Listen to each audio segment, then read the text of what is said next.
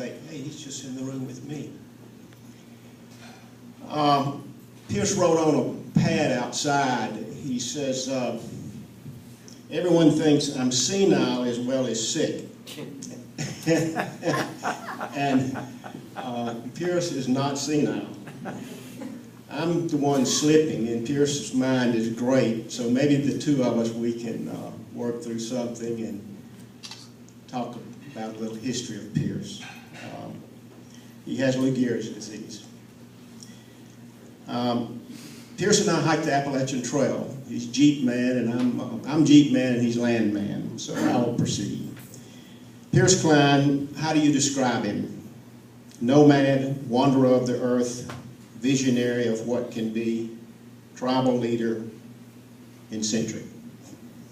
I'm not sure how to describe him, so stay with me just a while I wander the landscape of my mind about who Pierce is. And this is personal, for it's based on my experience with this indefinable individual. He's a tribal elder, and he's a visionary of what can be.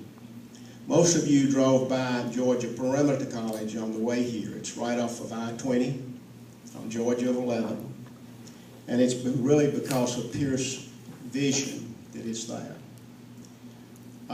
He took everyone to see the daffodils in bloom on the first sight of his and Margie's home there. And with his vision and his insistence that it could be considered a possible site, you now see this on a beautiful 100 acres. He and Margie donated some 50 to 60 acres at Project Adventure. And Project Adventure is a rehabilitation place for troubled youth. And there you go to Project Adventure or you go to jail. That was the choice. But I guess Project Adventure probably saved some 50 to 100 kids a year. This incredible thing that they did out there with the help of Cindy Simpson.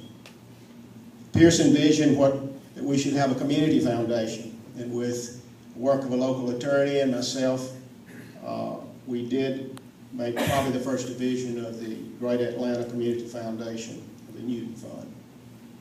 Pierce participated in getting the YMCA established. And I guess I was able to walk and hike this path with Pierce. Pierce's philosophy or mantra, rather than why should we, his was why not.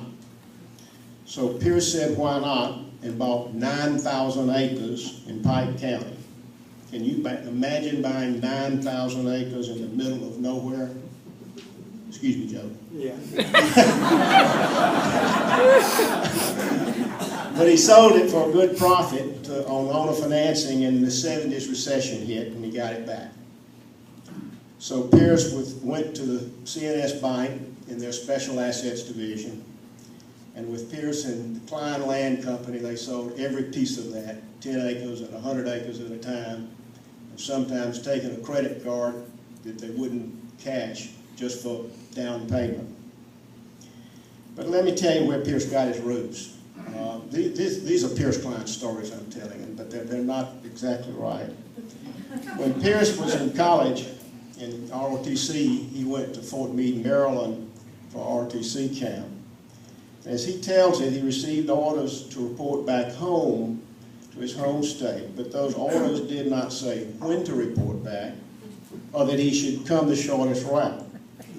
So Pierce went to Bowling Air Force Base outside of Washington, and there began his journey home by the way of Nevada, Colorado, back to St. Louis, Kansas City, and St. Louis. All the time being saluted as a second lieutenant in the military, in the Army, and staying in the officers' quarters and eating in the officers' mess. Nobody noticed that he had his uniform had ROTC. And that lasted until some master sergeant called him and said, "Boy, you're in a heap of trouble." And advised him to get off the place immediately. So Pierce hitchhiked on back to his cousin, and I think he climbed Pike's Peak. He finally got back to Eglin Air Force Base in Florida and home just in time for fall quarter. That trip from ROTC camp back home took a full month. That was 1949. Pierce, the wanderer of the world, the nomad. I've hiked in Nepal for a week or so with Pierce, Lee Durden, and Bill Edwards, listening to Pierce read Robert Service. And I always remember listening to Pierce read as we camped along the river, and below us some 1,000 feet was a family cremating their grandparents, and that was the custom, as you know, in Nepal. But it was, you know, that memory will be there forever. I've hiked Hadrian's Wall with Pierce. We put our feet in the Irish Sea in Carlisle and hiked all over to Newcastle. Coals from Newcastle, as Pierce would say. Most of you know Pierce has hiked the entire Appalachian Trail, all 2,175 miles from Georgia to Maine, and he'd get to the trailhead by hook or crook, flying, whatever. But Pierce learned something that he taught me. While hiking, he learned the art of yodeling.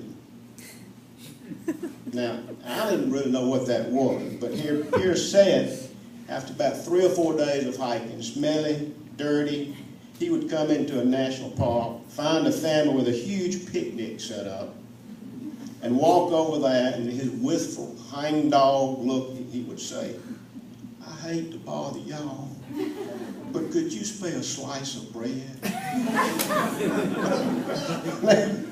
And of course, for this poor old hiker, fried chicken, greens, beans, corn on the cobs, and ice cream to boot. That's the Pierce I know. In closing, I wish to tell you something about Pierce's heart, and it's personal. How big it is and how much he cares with people when someone hurts. I've had a few falls and setbacks in my life, and a few major potholes along the road to happy destiny. In January 1990, the gang of 4 went to St. Bart's Island, and that's Pierce, Bill Edwards, Lee Durden, and myself. Great place. But that year, I began my 10-year pilgrimage of hiking the trail, and a lifelong journey of spiritual development, programs designed to understand behavior that might be real harm, that could be harmful to oneself. St. Bart's has got great French cuisine. They serve long meals with wine, excellent eating. But on the second night after dinner, we sat at the seaside bar and had cognac, and after that, we went back to the cottage to go to sleep. But I wasn't through, so I took Bill Edwards, I asked Bill Edwards to take me to the beautiful bar on top of the hill. After a few more drinks, I got sleepy, went back to the monkey, and that's a small Jeep with no seat belt or doors, and fell asleep. A little later, Bill came down with a newfound friend who needed a ride. So we left, drove down a steep hill, turned onto a rough paved road, and I fell out of the Jeep, ended up in a French hospital with 20 stitches in my face. Beat all the hell, and spent the rest of the trip there. But that man, this beautiful man here, came to see me every morning and every night. We flew back. And then on to top it off, he took me to the Appalachian Trail and hiked from Georgia 76 to Hiwassee, Plum Orchard Shelter, and taught me how to hike. So there began my pilgrimage hiking the trail over 10 years. It takes some 6 months to do that. And Pierce and Joe and I would have many nights of discussing the meaning of life. The meaning of life to me is living a life such as Pierce Cline is living. Leading, loving, helping, imagining, dreaming. He's the consummate pathfinder and mentor. So Pierce, as I close, I have 2 statements to make. One is Pierce would say every morning on the trail would be, "Hello, world!" And the other one I learned in Nepal. Namaste. Namaste, my friend. I honor the heart within you, my friend and my brother. Thank you all for letting me share this with you.